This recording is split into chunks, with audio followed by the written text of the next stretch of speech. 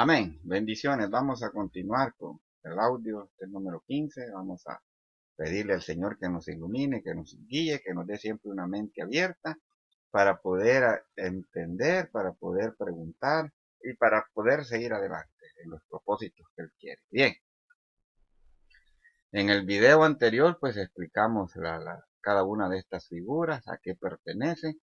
Pues fíjese de que hay algo interesante, como todo. Allá en el versículo 17 dice de que vio cuatro reyes representados por estos animales, por estas figuras. Dice de que vio un león con alas, ya lo explicamos ahí, que representa el imperio babilónico. Luego después, a la siguiente figura dice que es un oso que se tendía más de un lado que del otro, o sea, se paraba casi en tres patas. Usted aquí lo va a poder ver, que representa el dominio, ¿verdad? De que los medos y los persas eran dos reinos que se unieron para derrotar a Nabucodonosor, pero parece ser de que uno tenía más poder que el otro. Los persas eran más poderosos, los medos eran menos, ¿verdad? Y estaba representado por ambos por los dos reyes. Luego después habla del leopardo con alas que tiene cuatro cabezas, que representa el imperio de Grecia y es un leopardo. Y luego la bestia, que es el dragón. Dice de que aquí en la parte del oso quiero que veamos algo. Dice de que tiene tres costillas en su boca. Esas tres costillas, hermanos, representa a Babilonia, a Lidia, ¿verdad? Con D, no Libia, no que Lidia, Egipto, que son los reinos que prácticamente él los tenía, como quien dice, dominados y los había destruido, ahí los tenía en la boca. Es Libia y Babilonia, Egipto.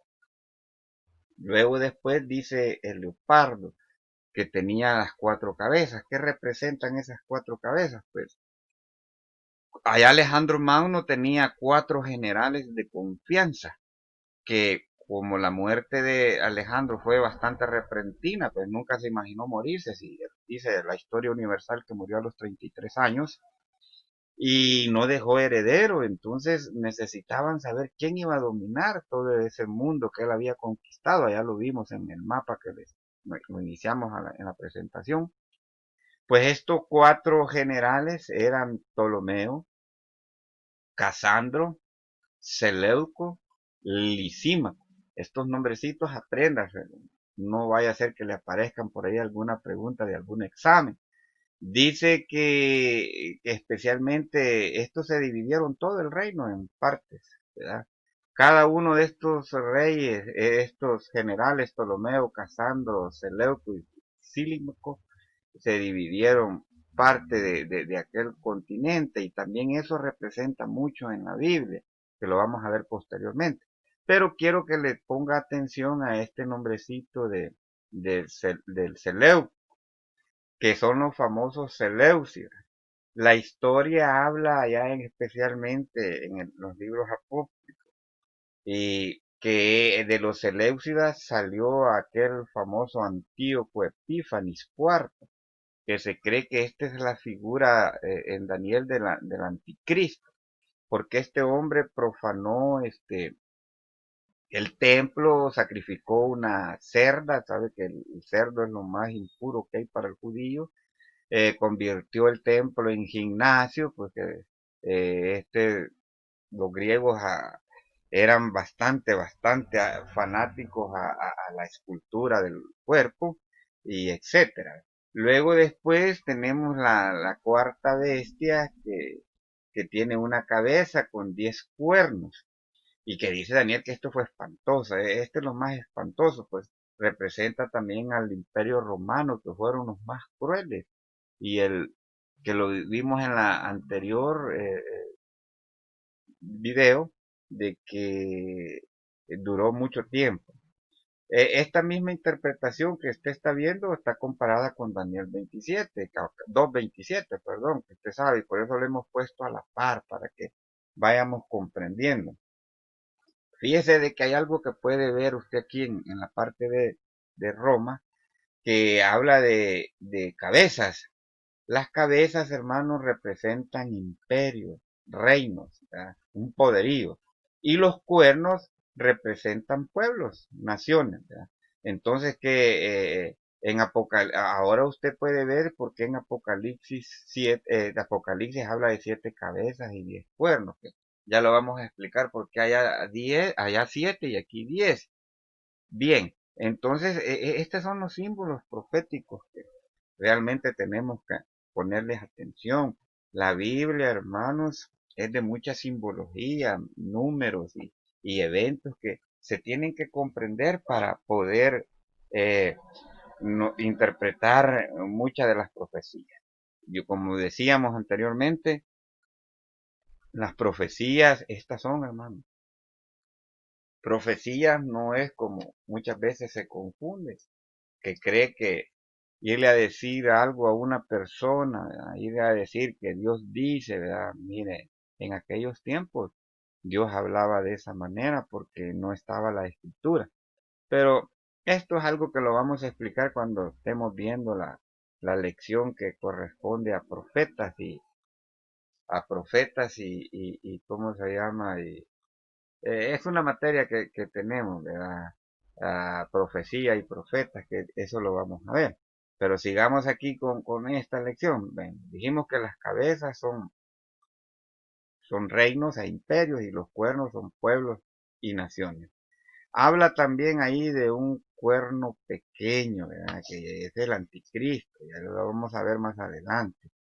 El león con alas, fíjese que esto también quiero que lo pongamos. Fíjese que el león con alas es una imagen que aún es un símbolo en muchos lugares, de muchas organizaciones. Algunos bancos tienen también este león con alas. Y fíjese que es una imagen que representa a Babel. Recuérdese de que el imperio de Babilonia viene de Babel, que es allá que representa confusión, que habla el libro de Génesis, después del diluvio. Entonces, esa es la importante, que todo esto, ¿verdad?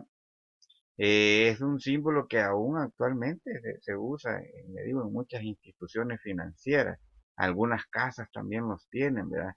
Y representa una organización de los masones. Los masones usan bastante este símbolo de león con alas. Y usted ahora ya sabe que viene de acá, desde Babilonia, ¿verdad? Que es el símbolo de ellos.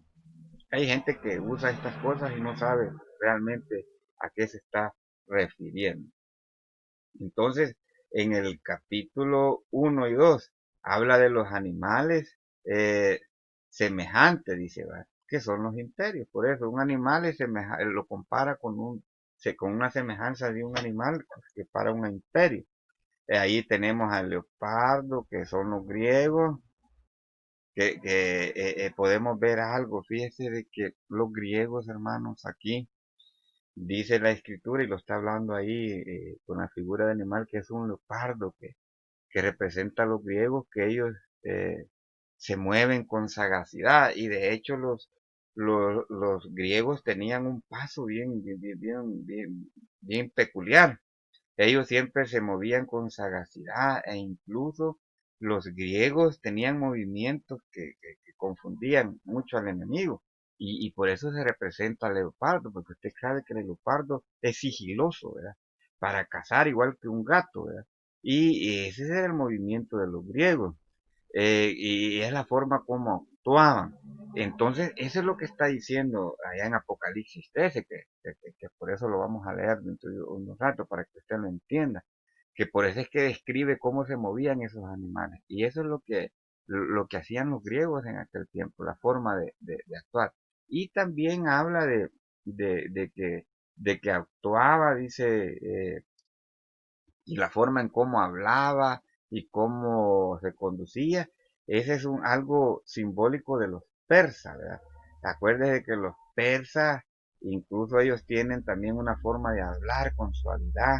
Ellos son, como le dijera, bien carismáticos, ¿verdad? Tienen un buen carisma, son una voz sensible, una voz suave, no como los árabes, ¿verdad?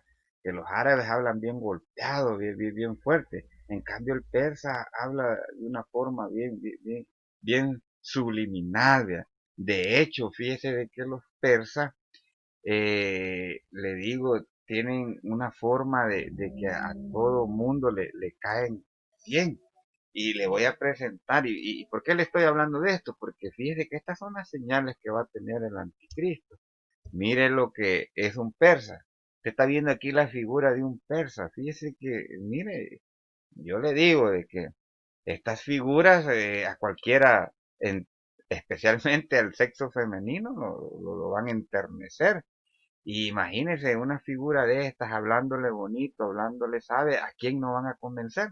Si de hecho yo le voy a decir, yo siempre se lo he dicho a los hermanos, de que aquellos lugares, aquellas iglesias donde la mayor parte del sexo femenino es la que se encarga de invitar a personas a la iglesia llega, especialmente que llegan independientemente de la forma en que y con las intenciones que lleguen, pero llegan. Entonces haga de caso de que esto es una figura de un persa. También fíjese que unos animalitos, los gatitos, usted ve un gato persa, esos gatos persas son bien codiciados, ¿verdad? Entonces, de eso está hablando la Biblia ahí. Está hablando de que esas características van a tener, si no, vuélvalo a leer y le digo, no me entretengo porque no estamos en la parte de profecías ni profetas, sino que estamos en el actuar de conocer la escatología. También podemos ver en lo que leímos del capítulo 7 de que habla de muchas naciones que aún conservan el nombre antiguo y otras que ya no. Y eso también lo tenemos que ver. El caso de los ismaelitas. Usted se recuerda de que los ismaelitas son los descendientes de Ismael, que Dios también les prometió que iban a ser 10 naciones, que le iba a dar naciones allá a Ismael. Pero ahora en día usted no conoce ninguna nación que se llame ismaelita, pero sí existen, pero existen con otro nombre. Ahora los egipcios sí conservan el mismo nombre de Egipto, ¿verdad? Aún así, que los egipcios, le voy a explicar, los egipcios no son árabes. De hecho, los árabes, si usted les dice que son egipcios, se ofenden, al igual que los persas, si usted los confunde con otros pueblos. Hay una característica especial de estos pueblos, fíjese, que por qué se lo voy a mencionar ahorita, porque fíjese que son pueblos que siempre han vivido en guerra, han sido enemigos, pero a la hora de tener un enemigo que es más fuerte que ellos, un enemigo en común, se unen para pelear contra esto, y eso es lo que pasa en el Medio Oriente, pero luego después se vuelven a pelear. Esto ha existido durante mucho tiempo, siempre ha sido de esta manera. Siempre estos pueblos han vivido en desacuerdo. Es por eso de que allá en lo de Nabucodonosor habla del barro cocido mezclado con el hierro, que son alianzas que nunca duran. Y eso es lo que sucede con estas naciones aún en día. Ahí pasan peleando, ¿verdad? Y de repente están ahí unidos. Y eso lo vamos a explicar un poquito más adelante. Usted se fija que la nación, la Unión Europea, toda Europa, todos esos continentes, siempre han peleado. Y de repente salen ahí con alianzas, ¿verdad? En la Segunda Guerra Mundial lo vimos, que se unieron después que eran grandes enemigos. Pero eso es lo que trata de explicar Daniel 7, al igual que Apocalipsis, que el enemigo va a usar todas estas características o simbologías para confundir a las personas. Estos son pueblos y alianzas que van a suceder en la tribulación y allá en el milenio también, pero eso le digo lo vamos a ver en la otra parte del cuadrito que tenemos allá pendientes, pero es necesario aclarar esto y lo vamos a hacer en la siguiente audio, ¿verdad? Que nosotros vamos a explicar algo así rapidito acerca de Apocalipsis 13, que lo tenemos que ir a leer y ahora sí le digo de que usted va a comprender un tanto mejor esa parte de Apocalipsis. Esto le vuelvo a repetir, hermanos, usted lo va a sentir bastante aburrido, ¿verdad? Pero esto le voy a decir, esto se tuvo que haber aprendido allá cuando uno estudia en los colegios, la historia universal, ahí enseñan toda esta parte. y nos está sirviendo. Amén.